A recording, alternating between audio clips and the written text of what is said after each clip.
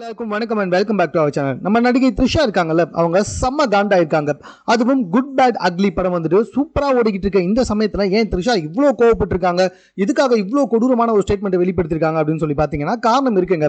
Good bad ugly படம் வெளிவந்து சூப்பரா ஓடிக்கிட்டு இருக்கு. அஜித் ரசிகர்களுக்கு ஒரு தனி ட்ரீட் அப்படின்ற மாதிரி சொல்லி வந்துகிட்டு இருக்காங்க. இதுல த்ரிஷாவும் நடிச்சிருக்காங்க. ஆனா ஒரு சில விஷக்கிருமிகள் என்ன பண்ணியிருக்காங்க அப்படின்னு சொல்லி பார்த்தீங்கன்னா, இந்த படத்தில் த்ரிஷாவுக்கு ஒன்றும் பெருசாக வந்துட்டு கதாபாத்திரமே கிடையாது, சும்மா ஒப்புக்கு சப்பானா தான் வந்துட்டு த்ரிஷாவை பயன்படுத்தியிருக்காங்க அப்படி இப்படின்னு சொல்லிட்டு த்ரிஷாவை போட்டு தனியாக வகுத்து எடுத்திருக்காங்க. த்ரிஷா வந்துட்டு இந்த படத்தில் இருந்ததே வேஸ்ட்டு, இல்லைனா கூட படம் நல்லா தான் ஓடி இருக்கும், எதுக்காக தேவையில்லாமல் த்ரிஷாவை இந்த படத்தில் யூஸ் பண்ணாங்க, ஒன்றும் அவங்க பெருசாக பர்ஃபார்மன்ஸும் இல்லை, எதுவுமே இல்லை அப்படின்ற மாதிரி பயங்கரமாக த்ரிஷாவை பற்றி சொன்ன உடனே செம்ம கடுப்பாயிட்டாங்க த்ரிஷா. பின்ன ஊரே வந்துட்டு அந்த படத்தை சூப்பராக கொண்டாடி வந்துகிட்டு இருக்கும்போது த்ரிஷாவை மட்டும் இதில் ஒப்புச்சப்பா தான் த்ரிஷாவை பயன்படுத்திருக்காங்கன்னு சொன்னால் காண்டாவுமா காண்டாவாதா? ஸோ இதனால் வந்துட்டு இந்த மாதிரி முகத்தை காட்டாமல் சோஷியல் மீடியாவில் பின்னாடி உட்காந்து என்னென்னவோ பேசிகிட்டு இருக்கவங்களுக்குலாம் தூக்கம் வருமா தூக்கம் வராதா, சோறு செரிக்குமா செரிக்காதானே தெரியல, இப்படியெல்லாம் ஒரு குழப்பம் இருக்கா அப்படி இப்படின்னு சொல்லிட்டு பயங்கரமாக வந்துட்டு திட்ட ஆரம்பிச்சிட்டாங்க.